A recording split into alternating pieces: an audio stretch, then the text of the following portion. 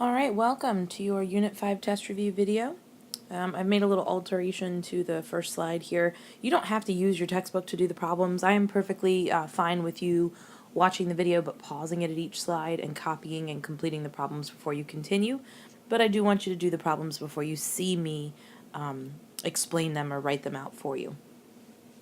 So, let's get started with the first one, which is rate of change. And we have two problems to do. Alright, so give it a shot, pause it, give it a shot, and then start it up again so you can see the work. Alright, I'm going to get started. Okay, for this first one, remember that we want the difference of the y's over difference of the x's. So what I do is I always start by finding the bottom y minus the next to the bottom y on the table, and do the same thing with the x's underneath, 4 minus 3, and that's going to give me 6 over 1. Now we're going to do the next one. I'll switch colors so you can see the distinction between them. So 15 minus 12 over 3 minus 2. So difference of y's over difference of x's. And I can see here these do not match. They are not equal. Therefore, this is not a constant rate of change. We were finding rate of change. Probably could have told you that at the beginning, but hopefully you recognize that. Not constant. Because it wasn't the same at each point. And we don't have to do anything else with that problem because of that.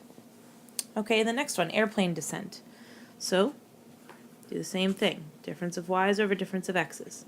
24,000 minus 27,500 over 12 minus 5 comes out to be negative 3,500 over 7, which is negative 500. And we'll do the next one. Find the next level. 27,500 minus 29,000 over 5 minus 2 is negative 1,500 over 3, which is again negative 500.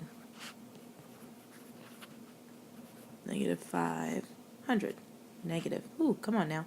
All right, last one. 29,000 minus 30,000 is negative 1,000.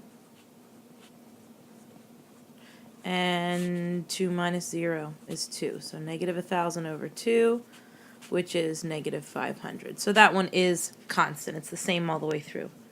Well, what is it? Negative 500 feet per minute. And it's the rate of descension. It's the rate at which this airplane is descending from a flying altitude. Negative 500 feet per minute.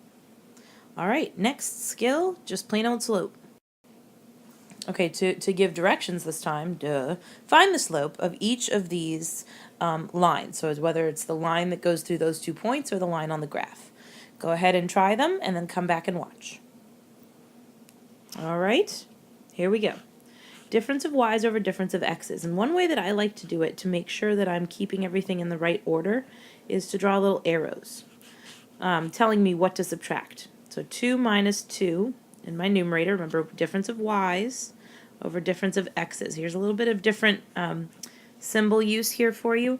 The triangle is the Greek letter delta, and the Greek letter delta in science and math represents change. So the Greek letter delta is change. You'll see it in physical science and chemistry. And in this case, we're using change in y over change in x. So subtract the y's and then subtract the x's. So 2 minus 2 is 0. 0 over negative 4, which is just equal to 0. Let's stop and think for a minute. What are some things we know about the line that goes through those 2 points then if it has a slope of 0? That's right. Hopefully you said that it's a horizontal line. And what would the equation of that line be? It's a y equals equation because it's horizontal. Well, what's the y value in both points? 2. So this equation for that line would be y equals 2. We weren't asked to find it, but it can't hurt to keep that kind of stuff in our minds. All right, next one. Difference of y's over difference of x's. So we end up with 3 over 1, or just 3. So we use the 3 over 1 if we're actually using rise and run, but if someone says, what's the slope of that line, you would just tell them 3. Next, y minus y over x minus x. And immediately I notice, there we are, there's my 0. 4 over 0, that's undefined. Okay, just like we did with the number 7, what do we know about that line? We know a few things. We know that you have a vertical line, and we know that a vertical line has an x equals equation. In this case, x, what is it in both points? It's -3, so that would be the line x equals -3. All right, last problem. Rise and run. I'm looking at rise and run. So I'm going to take from here to here. Rise, go up 3, run, go to the right 1. Slope is 3. So the slope of this line is 3. So it's steep. Steeper than y equals x, like we saw when we were using the calculators. All right, great. Moving on to writing equations. Okay, so we have the 2 points, and we're going to write an equation in slope-intercept form of the line that passes through those given points. Pause it and give it a try. Alrighty, here we go. So we want to use these 2 points, and let's think about, we had a flow map for this, like a flow chart for this. We said that we first, before we can do anything else, we're going to use the 2 points to find the slope. So let's go ahead and find the slope of this line. Y minus y over x minus x. 0 over, well, it doesn't matter because that's just equal to 0. So now I have to stop and I have to think about what I know about a line with a slope of 0. And we saw this on the previous slide, working through practicing with finding slope. We know that this is a horizontal line. We know that a horizontal line has a y equals equation. What does y equal in both points? 4. That's it. That's all you have to do for that one. All right, let's do the next one. So first, we're going to find our slope. 1 minus -2 over 6 minus 3. 1 minus -2 is really 1 plus 2 is 3. 6 minus 3 is 3, and our slope is 1. And now you're going to use point slope form. So just like we said in class, we're going to write it every time we use it.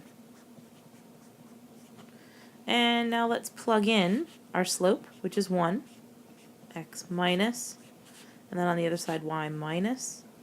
And you've got actually 2 different options for which point you can plug in. Let's plug in the first one, 3, -2. So the y is -2, so that's y minus -2, and then x minus 3. I'm going to distribute. Y plus 2 is equal to x minus 3. I'm going to subtract 2 from each side, and y is equal to x minus 5. X minus 5. And there you have your line, your equation of your line in slope-intercept form. And we can double check real quick and make sure, well, y equals x minus 5, so 3 minus 5 does equal -2, so that one works. 6 minus 5, 6 minus 5 is 1, 3 minus 5 is -2, so that works. All right, how about from a graph? Okay, now, if you're given a graph, write the equation. So, pause it, try it, come back and watch it. All right, I'm going to jump in and get them started.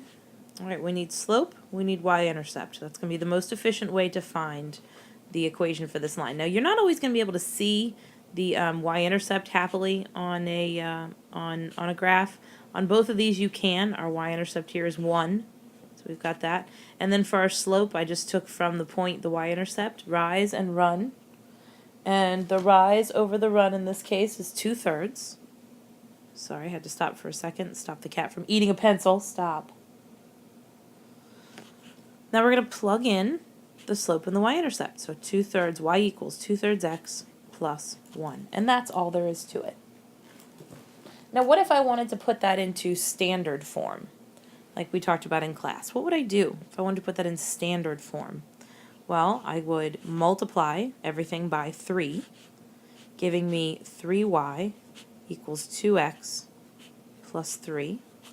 And then I would get the x and the y on the same side, so if I subtracted the 2x, I'd have -2x plus 3y equals 3. And I would go through and I would multiply to by -1 to get rid of the negative out in front of the 2x. So it would be positive 2x minus 3 equals -3. So that would be the standard form. I know it wasn't in the instructions, but again, something good to get if you pay attention to the entire video. We will be expected to be able to put an equation into standard form. Same thing here. Slope, y-intercept. Slope is down 1, right 1. Down 1, right 1, so that's a -1. Y-intercept is also negative 1. Y equals negative x minus 1. So negative 1x and negative x, same thing. How would that one look in standard form? You'd add the x to each side, have x plus y equals negative 1. Let's practice some graphing. Here are the 4 equations that I've asked you to graph. Copy them down, graph them, and then I will be doing it on the next slide. So go ahead and pause your video and do that, please. Okay, here we go. Okay, guys, for this particular set of equations, I went ahead and put my y-axis kind of far over to the left because in order to fit each of them on here comfortably, be able to actually kind of see hopefully both x and y intercepts if they exist, and get a better picture for what the graph looks like. We're going to start with this bottom one, x plus 4y equals 10. Now I decided to graph this using x and y intercepts. They're not perfect, but they'll be pretty good. If I plug in 0 for y, I get x equals 10, so my x-intercept is 10. If I plug in 0 for x, I get 4y equals 10, and I divide by 4, and y equals 2.5. Not perfect, but a 0.5 is not that bad to graph. We saw this when we did the video for graphing. All right, so 2.5 on the y-axis and 10 on the x-axis. So 5, 6, 7, 8, 9, 10.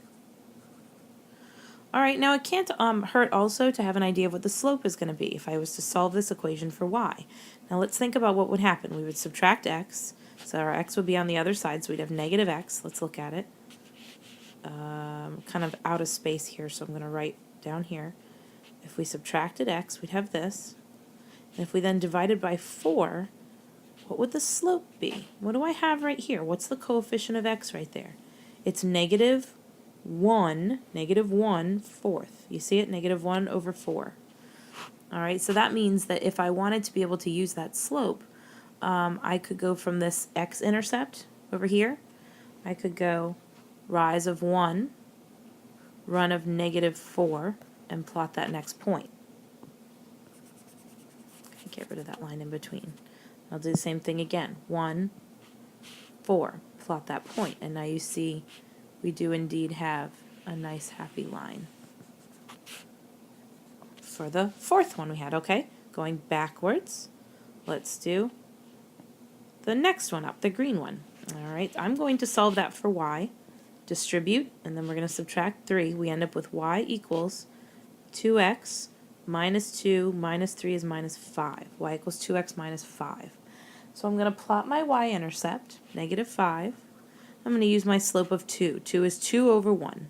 Rise of 2, run of 1 point. Same thing, same thing, same thing, all the way across my whole graph. Let's go the other way, and we've got a line. Do-do-do, do-do-do. All right. Next one is super fast and easy. Y equals 2. Well, I know that. That's a horizontal line where y is 2. So, I'm just going to draw this line right here. Can't be any easier than that. As long as I recognize what it's supposed to be, easy to draw. All right, last one's already ready for me in slope-intercept form. No need to solve for y or anything.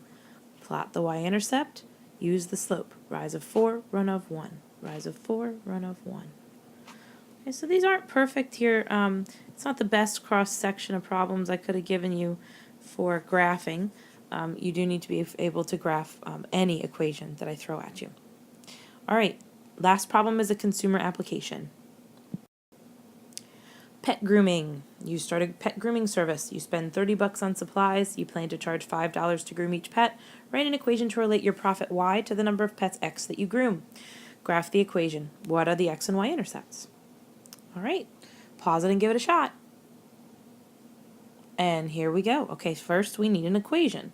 Well, if you start off with $30, okay, that you spent, then that's a negative 30. You're making $5 per pet, and we've noticed so far, we're translating that 5 per is usually 5 times. So $5 times the number of pets that you groom, minus the $30 you already spent, and that will give you the profit y. All right, to find the x and the y-intercepts, let's go ahead and graph it on the next slide. Okay, so we have it all set up nicely here for us.